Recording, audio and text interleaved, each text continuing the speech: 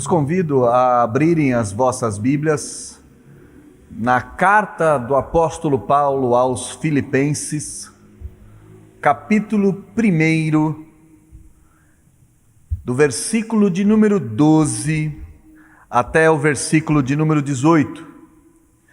Epístola de Paulo aos Filipenses, no primeiro capítulo, do versículo de número 12 até o versículo de número 18. Está escrito assim na santa palavra do Senhor: Quero ainda, irmãos, cientificar-vos de que as coisas que me aconteceram têm antes contribuído para o progresso do Evangelho, de maneira que as minhas cadeias em Cristo se tornaram conhecidas de toda a guarda pretoriana e de todos os demais, e a maioria dos irmãos, estimulados no Senhor por minhas algemas, ousam falar com mais desassombro a palavra de Deus. Alguns, efetivamente, proclamam a Cristo por inveja e porfia. Outros, porém, o fazem de boa vontade.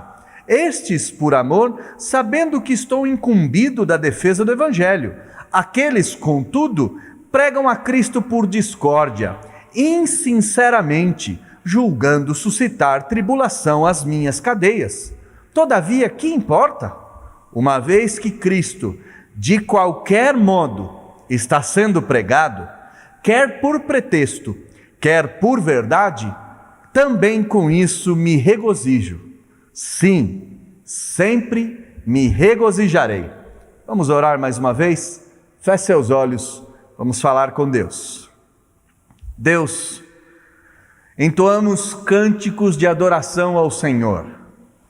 Diante da sua majestade, fomos levados a confessar os nossos pecados em busca do tão necessário perdão.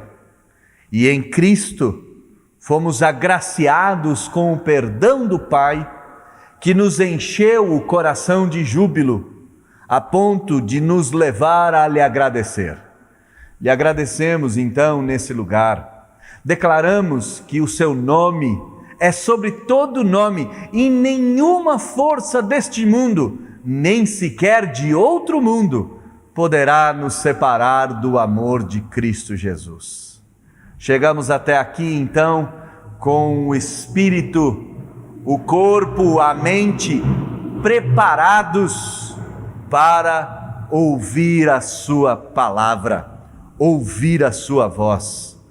Tome-me em tuas mãos, é o que eu lhe peço, como o Senhor tem feito nos últimos anos, e usa-me para a glória do seu nome, a fim de comunicar o Evangelho da graça àqueles que nos ouvem e nos acompanham pela internet. Fale conosco, ó Senhor, é o que eu lhe peço, orando em nome de Jesus. Amém. Na semana passada nós pudemos acompanhar o início desta carta intitulada A Carta da Alegria. Paulo e Timóteo estavam saudando esses irmãos na cidade de Filipos, os filipenses, como resposta à graça recebida pelo apóstolo em amor, enviada por Epafrodito, uma dádiva de recurso financeiro. Paulo, então, inclina o seu coração para levar notícias dele próprio, suas, a essa igreja.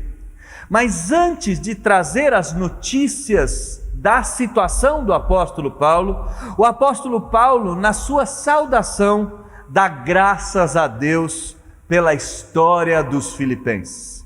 Paulo deu graças a Deus porque os filipenses haviam sido transformados pelo Evangelho.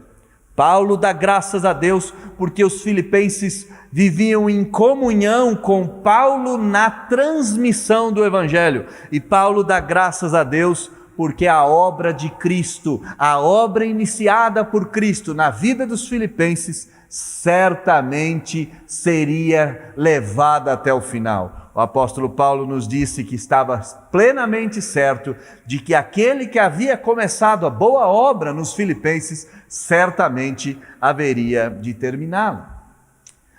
Além das ações de graças, o apóstolo Paulo faz uma oração. Essa oração magnífica que está aqui no versículo de número 9 até o versículo de número 11, é uma oração a fim de que aqueles filipenses que já estavam no caminho do Evangelho tivessem o seu amor aumentado. O amor ao próximo e o amor a Deus, que, como nós vimos no início desse culto, é o primeiro amor. Que tivessem condições de aprovar as coisas excelentes, isto é, escolher de forma sincera e reta sobre o bem em relação ao mal.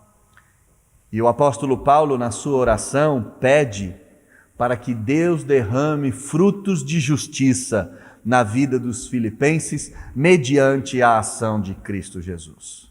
Pois bem, saudado a igreja, dadas as ações de graças e feito a oração em favor dos filipenses, agora o apóstolo Paulo trará notícias suas.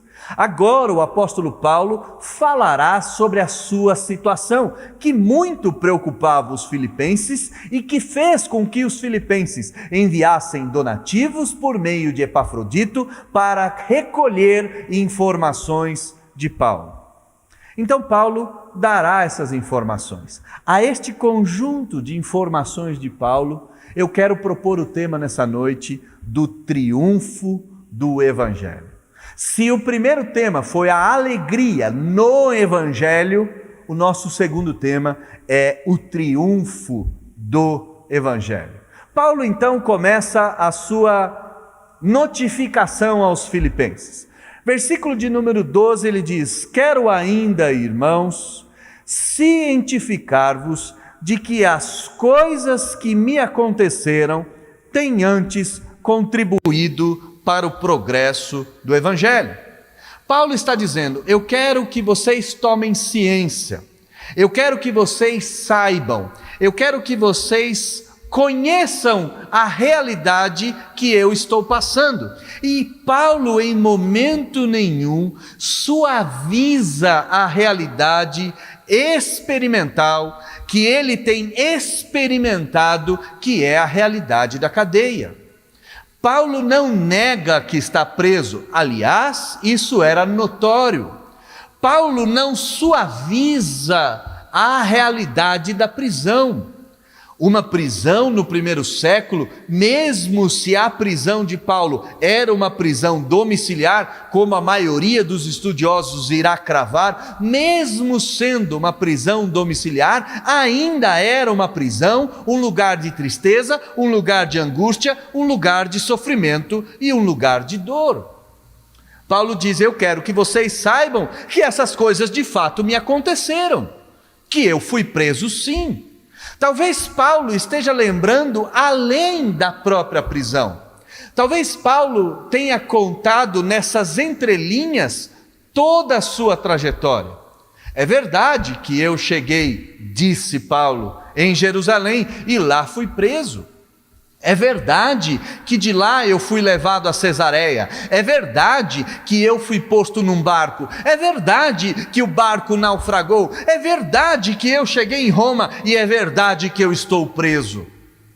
Paulo não tem suavizado a sua relação, a sua situação, pelo contrário, tem deixado claro que tudo isso de fato lhe aconteceu. Mas a grande notícia de Paulo não está relacionada com a sua prisão, com o seu naufrágio, com os seus julgamentos, com os seus açoites ou com a sua dor. A grande informação que Paulo está trazendo aos filipenses é que tudo isso tem antes de ser um sofrimento para mim, tudo isso tem contribuído para o progresso do Evangelho.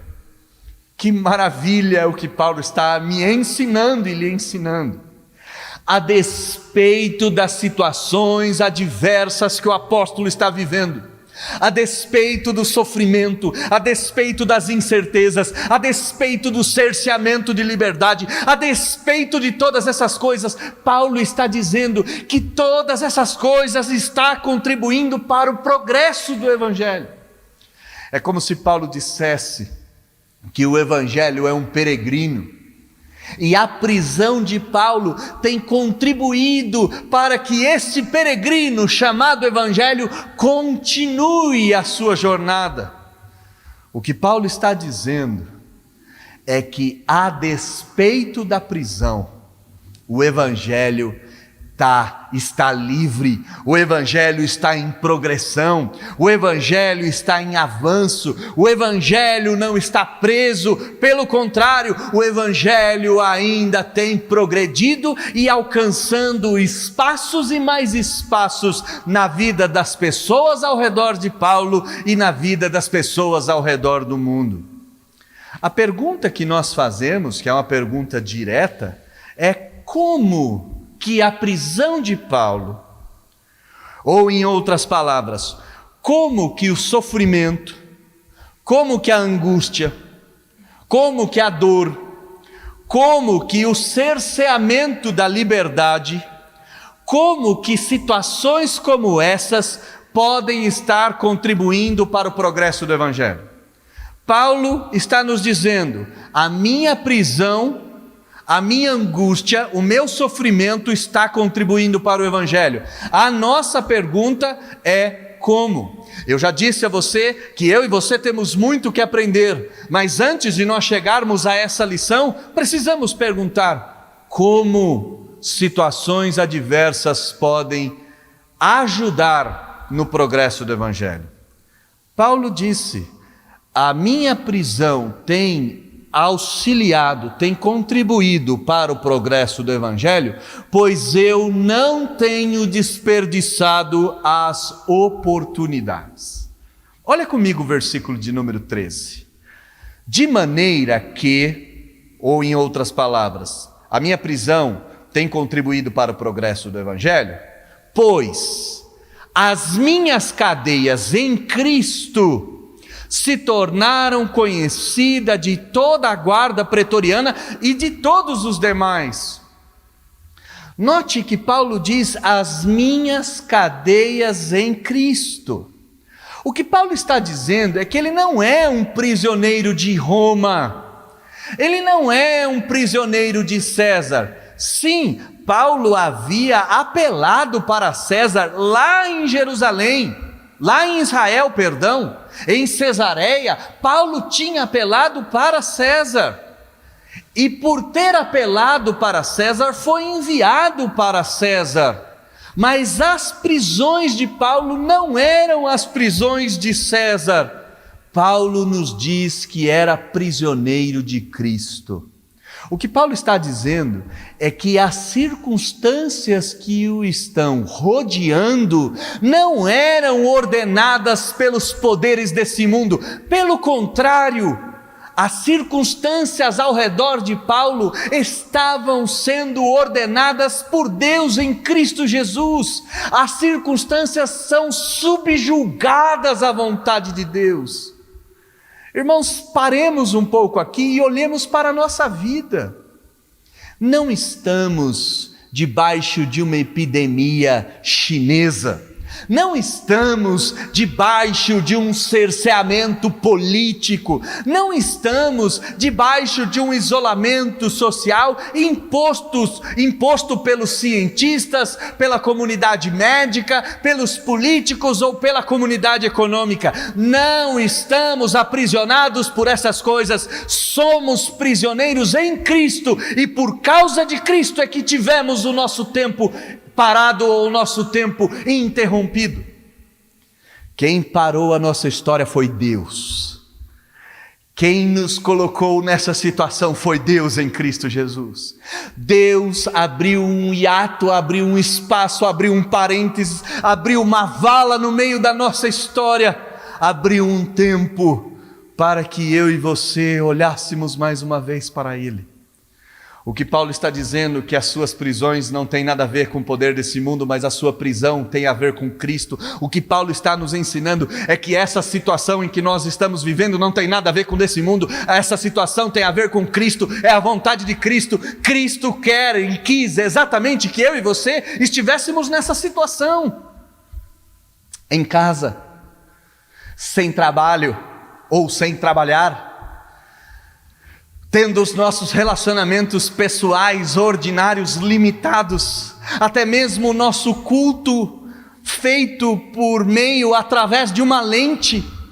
Sim, esta é a vontade de Deus.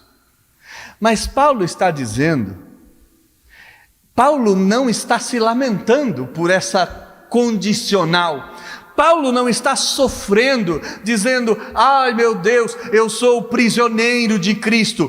Pelo contrário, ele está dizendo que ser prisioneiro de Cristo se tornou a forma, a mensagem que ele haveria de propagar.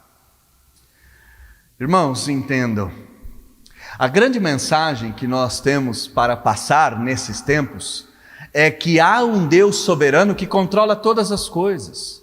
No livro de Atos dos Apóstolos, quando Pedro e João são soltos e retornam para a igreja, ao retornarem para a igreja toda unida começa a orar, e em meio da oração, a igreja diz, Pôncio Pilatos e Herodes se levantaram com os demais gentios e com os judeus para atacar o seu ungido.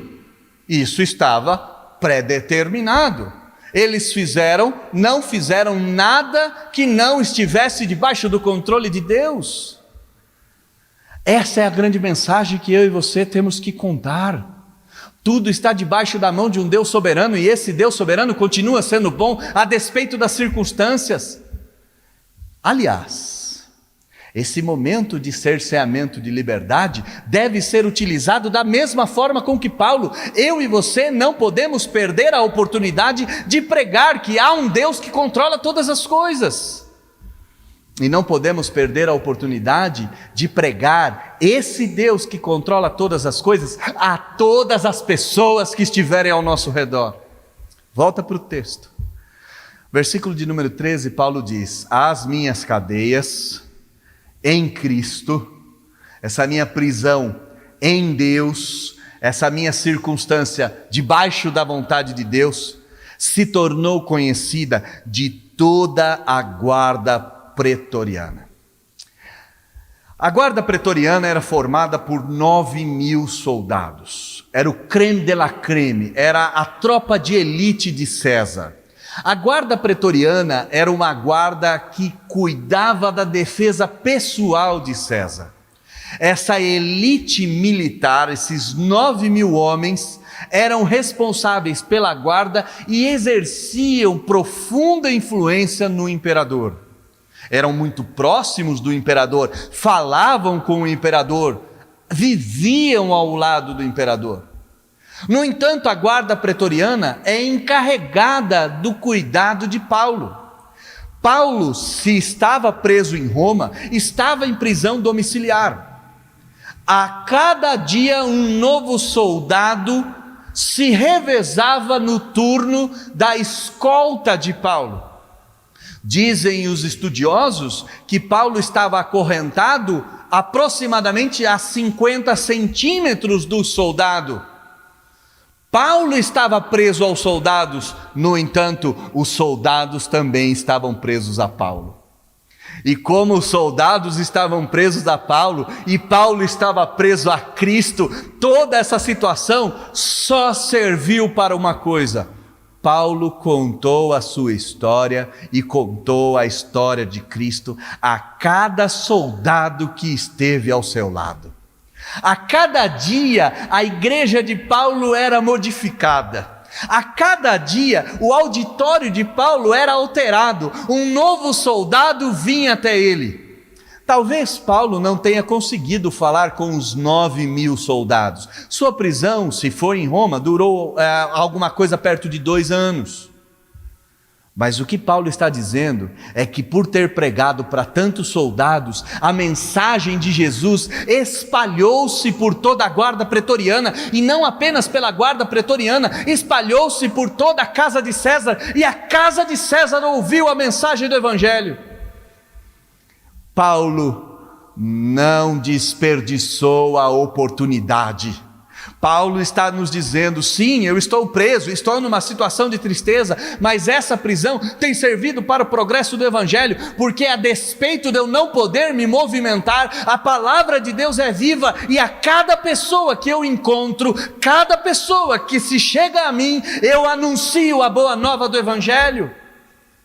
Meu irmão, olhe para as oportunidades que Deus está te dando.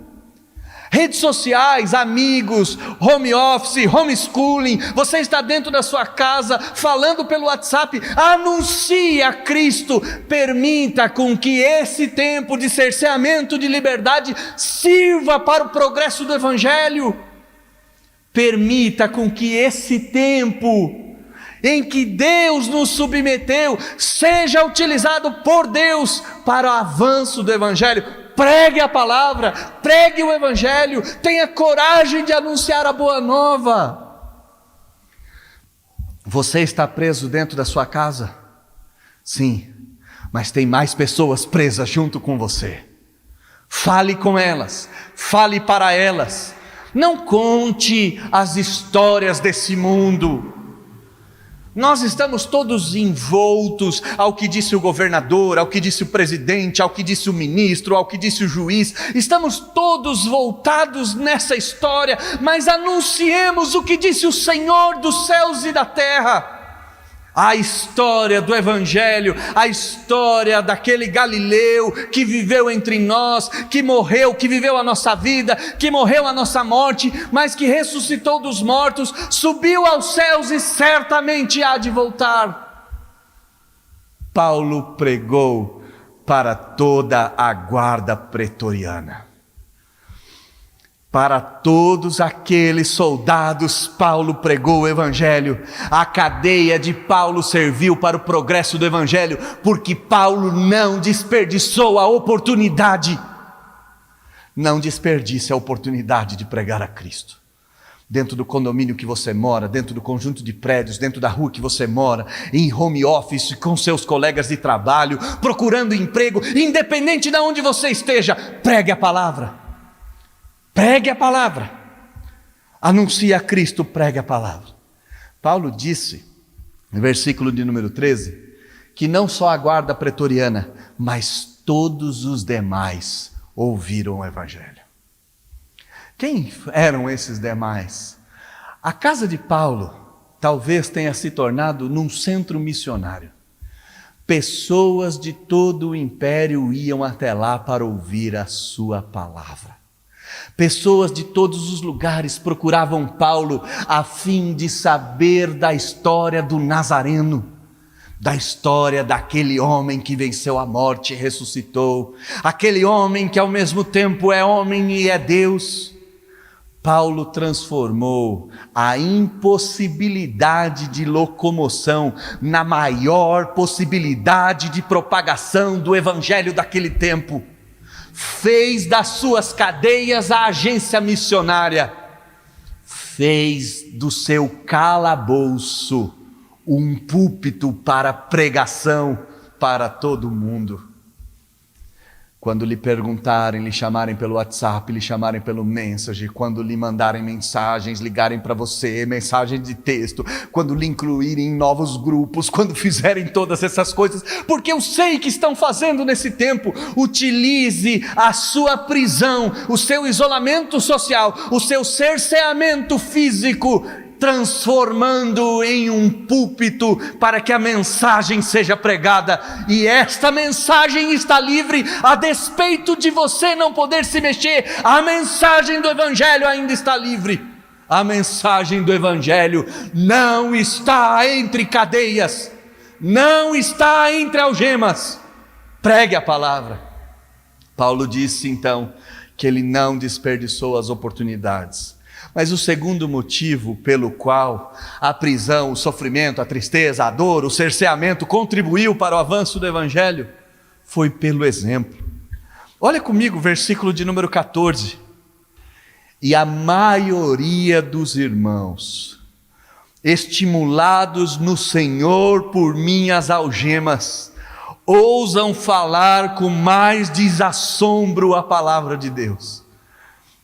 Entenda bem, as pessoas sabiam que Paulo estava preso. Sim, isso se tornou notório, isso se tornou conhecido por todo o império, por toda a cristandade. Em cada lugar que Paulo havia plantado uma igreja, essa notícia tinha chegado. Em cada lugar que Paulo tinha passado, a informação da sua cadeia tinha alcançado esse local. Paulo havia falado, a mensagem, a história de Paulo havia chegado a todas essas pessoas. E o que fez a história de Paulo chegar até essas pessoas? O que isso gerou? Paulo nos diz: quando os irmãos souberam que mesmo preso eu estava pregando, quando os irmãos souberam que em cadeias eu pregava, eu me tornei um apóstolo, um mensageiro em cadeias, quando os irmãos souberam que até mesmo preso o evangelho estava sendo propagado, eles adquiriram uma coragem tamanha, e tiveram tanta coragem, que passaram a pregar a palavra de Deus com mais desassombro.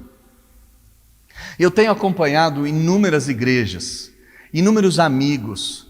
A igreja presbiteriana, apesar de ter mais de 1 milhão de membros, ainda é uma igreja com 5.000, 6.000 pastores. Nós nos conhecemos, nós nos falamos, nós ouvimos as histórias dos nossos próprios pastores. E falando a respeito da minha realidade, o coronavírus tem feito muito bem para o evangelho no que tange a igreja presbiteriana no Brasil. Por que eu tenho dito isso? Porque muitos pastores que pregavam apenas para 20 pessoas no domingo, tiveram coragem, ligaram uma câmera de celular diante dos seus olhos e passaram a pregar o evangelho com desassombro. Pessoas que nunca conseguiram falar diante de uma câmera, agora têm adaptado a sua sala, têm adaptado a sua igreja, têm adaptado o seu quarto, têm adaptado a sua vida para anunciar, nem que seja por poucos segundos, a mensagem do evangelho por intermédio de uma câmera. Muitas pessoas estão pregando o evangelho, muitos líderes políticos do mundo têm pregado o evangelho e têm pedido ajuda a Deus. Esse tempo tem servido para que mais pessoas ouçam o evangelho e tem servido para que pessoas adquiram coragem para pregar o evangelho, e muitas pessoas têm pregado o evangelho com desassombro. No tempo de Paulo foi exatamente assim, no nosso tempo está sendo assim. Então eu lhe peço, eu lhe imploro, irmão querido, faça parte desse grupo que está pregando o evangelho com desassombro. Tenha coragem. Olhe esses outros irmãos, pastores de várias denominações, olhe o que eles estão fazendo para pregar o evangelho. Crie coragem e pregue a palavra de Deus. Pregue a palavra de Deus. O evangelho está livre. O evangelho ainda tem muito a fazer no nosso tempo. O evangelho ainda é o poder de Deus para salvar todo aquele que crê. Paulo então encerra dizendo para nós: quero deixar claro de que a minha prisão é real. Sim, eu estou preso. Mas essa prisão tem contribuído e muito para o progresso do evangelho, porque a minha prisão é em Cristo, não é em César. E essa prisão em Cristo fez com que eu pregasse para toda a guarda pretoriana, preguei para demais pessoas, e essa minha história de que eu estou preso, mas estou pregando, ela se expandiu, ela correu os 4 cantos, E pessoas envergonhadas agora não têm mais vergonha de proclamar o Evangelho e estão anunciando o Evangelho sem desassombro, com mais desassombro, sem temor, sem medo, estão pregando a palavra de Deus. Mas Paulo tinha inimigos. Paulo tinha pessoas que simplesmente diziam que o apóstolo estava preso por culpa do seu temperamento. Alguns diziam que Paulo tinha que ter agido de outra forma. Era mais ou menos assim: por que Paulo foi até Jerusalém? Ele podia não ter ido. Por que Paulo apelou para César? Ele podia não ter apelado, ele seria solto lá em Cesareia. Por que Paulo insistentemente, obstinadamente quer ir para Roma? Olha o que a cabeça dura de Paulo o levou a fazer. Agora Paulo está preso. Agora Paulo não pode usufruir da sua liberdade de ir e vir. Agora Paulo está prejudicando o Evangelho. Paulo tinha essa oposição na sua época. Muitos criticavam Paulo pelo jeito, pelo temperamento e pela forma com que Paulo agia. Paulo diz isso, versículo de número 15: ora, alguns efetivamente, realmente, têm proclamado a Cristo por inveja ou por rivalidade. Havia um grupo que estava pregando o Evangelho, e note que o texto diz, eles estão proclamando a Cristo, não estão pregando o falso Evangelho. Paulo nos diz em Gálatas capítulo 1, versículo de número 8, que mesmo se nós, ou um anjo do céu, vier e vos pregar outro Evangelho, que vá além desse, que ele seja anátema, que ele seja maldito, que ele seja amaldiçoado. O falso Evangelho precisa ser extirpado. Nesse caso em específico, não estavam pregando o falso Evangelho, estavam proclamando a Cristo, mas estavam proclamando a Cristo pelos motivos errados. Esses inimigos de Paulo aproveitaram a prisão de Paulo para pregar a Cristo e fazer com que o seu próprio nome se tornasse conhecido. Paulo então diz que dentre esses irmãos que estão pregando a Cristo com maior desassombro, dentre esses irmãos há aqueles que proclamam a Cristo por inveja ou por rivalidade. Mas Paulo também diz que há outros que fazem de boa vontade. Sim, as cadeias de Paulo produziram reflexos evangelísticos diretamente na guarda pretoriana, produziu reflexos evangelísticos em todos que chegaram até Paulo e produziu reflexos evangelísticos em irmãos crentes que antes não tinham coragem de pregar, mas agora têm. Dentre esses irmãos crentes, há alguns que estão pregando pelos motivos errados, mas há outros que estão pregando pelos motivos certos. Versículo de número 16, Paulo diz: os que estão pregando por motivos certos, sabem que eu estou preso, que eu cheguei até aqui, pois estou incumbido da defesa do Evangelho. A prisão de Paulo não foi motivada, construída por causa do seu temperamento.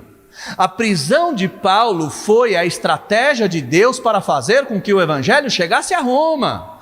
O Evangelho chegou a Roma porque Paulo era um apóstolo em cadeia e o homem responsável por levar o Evangelho o mais distante que esse Evangelho poderia ir. E que forma mais magnífica do Evangelho chegar a lugares mais distantes, se não em meio à tristeza, a angústia, o sofrimento e a dor. Entenda, irmãos, que muitos estão pregando o Evangelho, fazendo isso por amor, sabendo que este é o momento de defender o Evangelho e propagar o Evangelho para os quatro cantos do mundo. Mas se há gente pregando por inveja e por rivalidade, Paulo não está muito preocupado com isso. Paulo não está muito preocupado se esses muitos que estão pregando para fazer o nome deles conhecidos, ou está pregando para fazer de fato o Evangelho conhecido. Ele diz no versículo de número 16, uns pregam por amor, outros pregam a Cristo por discórdia, insinceramente, julgando suscitar tribulação nas minhas cadeias. Sim, há os dois grupos. Há o grupo que prega de forma insincera, há o grupo que prega para fustigar Paulo, há o grupo que prega para fazer com que Paulo sofra, há o grupo que prega para fazer com que Paulo tenha mais angústia nesse momento de cerceamento. Mas qual é a resposta de Paulo? Qual é a resposta do apóstolo para todos nós? Versículo 18. Todavia, que importa? O que importa? Se nesse momento de cerceamento que eu e você estamos vivendo, o que importa? Se pessoas estão pregando o evangelho para fazer o nome deles afamados? Ou se pessoas estão pregando o evangelho para fazer o evangelho de Cristo afamado? O que importa? O que importa se tem gente pregando por rivalidade? O que importa se tem gente pregando por ciúmes? O que importa se tem gente pregando insinceramente? O que importa se tem gente pregando de forma ou motivada por um coração não tão puro assim? Paulo diz: que importa? O que isso importa? E a resposta é um retumbante nada. Uma vez que Cristo, de qualquer modo, está sendo pregado, quer por pretexto, quer por verdade, é isso que importa. O Evangelho só vai triunfar na minha vida e na sua, no nosso tempo, quando nós entendemos que há aspirações do próprio Evangelho que são maiores do que as nossas próprias aspirações. O que importa se estão pregando o evangelho nesse tempo para fazer a igreja A mais famosa, a igreja B mais famosa, a igreja C mais famosa, o pastor A, o pastor B? O que importa é que esse evangelho há de triunfar. Esse evangelho há de triunfar. Esse evangelho há de vencer. O que importa, uma vez que Cristo está sendo pregado, nada mais importa. Uma vez que o verdadeiro evangelho está sendo pregado, seja por ciúme ou rivalidade, ou seja por amor, o que importa? Nada.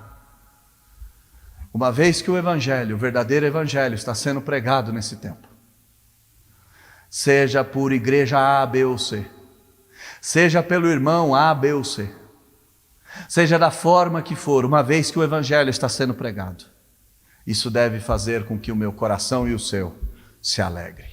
Olha o que Paulo diz: todavia, que importa? Uma vez que Cristo está sendo pregado, também com isso eu estou feliz, ou eu estou alegre. Sim, eu sempre estarei feliz quando o evangelho é pregado. Eu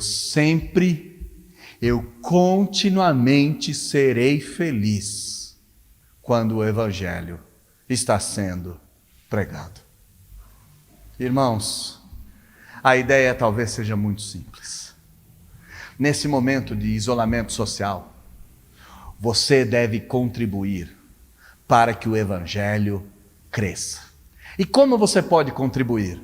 Aproveite a oportunidade que você está tendo. Fale do evangelho. Fale do evangelho para as pessoas dentro do seu lar, para as pessoas dentro do seu prédio, para as pessoas nas suas redes sociais. Fale do evangelho. Pregue o evangelho para essas pessoas. Talvez pessoas que você nunca irá conhecer vão se sentir encorajados porque você está pregando e vão passar a pregar também. É claro que nesse meio pode surgir um monte de gente pregando para fazer o seu nome mais conhecido, para gerar likes na internet, curtidas na sua página ou visualizações do seu sermão. É claro, isso pode acontecer.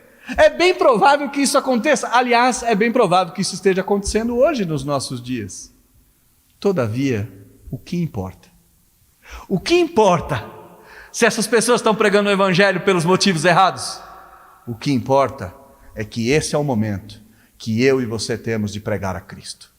O que importa é que o nome de Jesus está circulando os quatro cantos do nosso país e posso dizer, quiçá do mundo. Se o nome de Jesus, se o verdadeiro Jesus, se o verdadeiro evangelho está sendo pregado, isso deve gerar no meu coração e no seu profunda alegria. Sim, profunda alegria. Uma alegria indizível, pois o Evangelho, que sempre triunfou, certamente e mais uma vez há de triunfar. Se alegre então nas suas cadeias, se alegre então nas suas oportunidades, se alegre então por irmãos estarem pregando na internet, se alegrem pelas denominações estarem se voltando para Cristo, e não apenas se alegre, decida-se de uma vez por todas, ó crente, a participar desse movimento de pregação e de propagação do Evangelho em meio ao cerceamento de uma epidemia chamada de coronavírus ou de Covid-19. Participe desse momento. Deus está te chamando para você se levantar e pregar o Evangelho nessa geração e nesse tempo.